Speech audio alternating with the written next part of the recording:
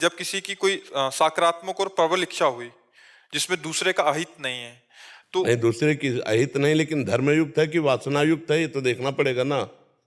और दूसरी बात है, तुम में उतना तप है उस कामना के, कायनात क्यों लग जाएगी। यहाँ जो आप करोगे अवश्य में भोक्तव्यम कृतम कर्म शुभाशुभम, आपको भोगना पड़ेगा। और आप कामना कर रहे हैं तो वो धर्मयुक्त है या धर्म विरुद्ध है।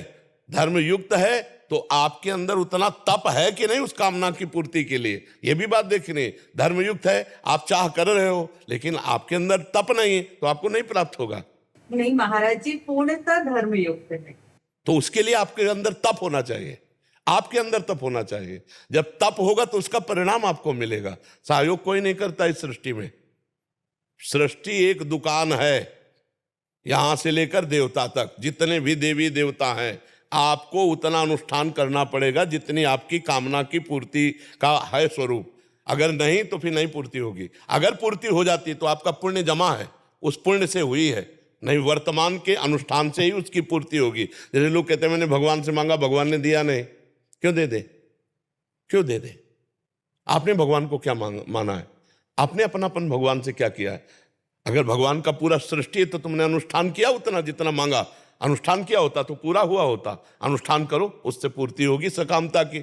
और अगर नहीं कि हम भगवान को अपना मानते तो मांगने की जरूरत क्या है। वो सर्वज्ञ है, वो सर्वशक्तिमान है, जितनी व्यवस्था कर रहे उसमें राजी रहो। जो ही प्यारो करे सोई मोहि भावे। तो दोनों सिद्धांतों को समझना होगा। हमारी बात समझ पा रहे हो, क्योंकि जहां प्रश्न कर रहे हो सीधे अध्यात्म का उत्तर है। मर्जी उतना तप करना पड़ेगा। हाँ, तप का साधन ऐसे मिल जाए तो फिर सब भगवान के हैं। भगवान सबके बैरी हैं क्या, इनको दे देंगे और दूसरे को नहीं देंगे। पूरी कायनात इनके सहयोग में हो जाएगी, दूसरे की मतलब प्रकृति से है, प्रकृति सहयोग जी। प्रकृति सहयोग थोड़ी करती है। प्रकृति किसे कहते हैं समझो, आकाश, वायु, अग्नि, जल, पृथ्वी, तभी सहयोग होगा जब तप होगा। इसके अलावा नहीं। इसके अलावा हमें बताओ ना, सब चाह रहे, सब कामना कर रहे, सबकी पूर्ति हो रही, प्रकृति सहयोग कर रही क्या।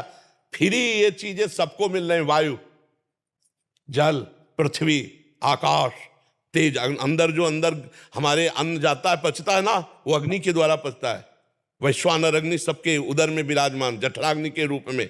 ये सब प्रकृति का अपना सिस्टम चल रहा है। हमारी जो कामना है उसमें जब तप है, भजन है, साधन है, तो हम प्रकृति रूपी दुकान से ले सकते हैं, अन्यथा नहीं। ये प्रकृति परमात्मा की है, इसका उतना ही भोग कर सकते हो जितना तुम्हारा तप है, जितना तुम्हारा भजन है, जितना तुम्हारा पुण्य है, अन्यथा नहीं है। तो पूरी प्रकृति में अगर समर्पण हमारे राजा रानी के प्रति फुल है, अगर हम उसमें कुछ प्राप्त, उसमें तब भी पुण्य देखा जाएगा। जब समर्पण है तो मांग कैसी, तुम्हारा क्या रह गया मांगने का अधिकार। तन समर्पित, मन समर्पित, प्राण समर्पित, अपना सर्वस्व समर्पित, तो जो राखत हो त्यो रही तो हरी मांग कैसी।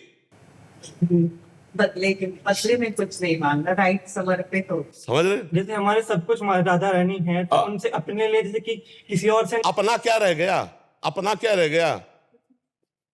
बहुत शब्द अध्यात्म शब्द पे टिकता है। समर्पण किसका, तन वांग मनोभी रमले सोहम तविवाश्रिता, शरीर का, मन का, वाणी का, अपने का। जब अपने का समर्पण, तो मांग किसके लिए, वो खुद जिम्मेदार हैं। योगक्षेमम वहम में हम, क्या उन पे विश्वास नहीं, तो फिर मांग कैसी। समझ पा रहे हो। अब ये बात है कि मैंने समर्पण नहीं किया लेकिन माना है, ये अपने हैं, अब मांग सकते हो। अब उसके लिए साधन क्या है आपका, हमारी बात समझ पा रहे हो। हाँ बिल्कुल, अध्यात्म अंधेरा नहीं होता, एकदम क्लियर मार्ग होता है, और उसमें किसी के क्यों में तर्क नहीं चलता।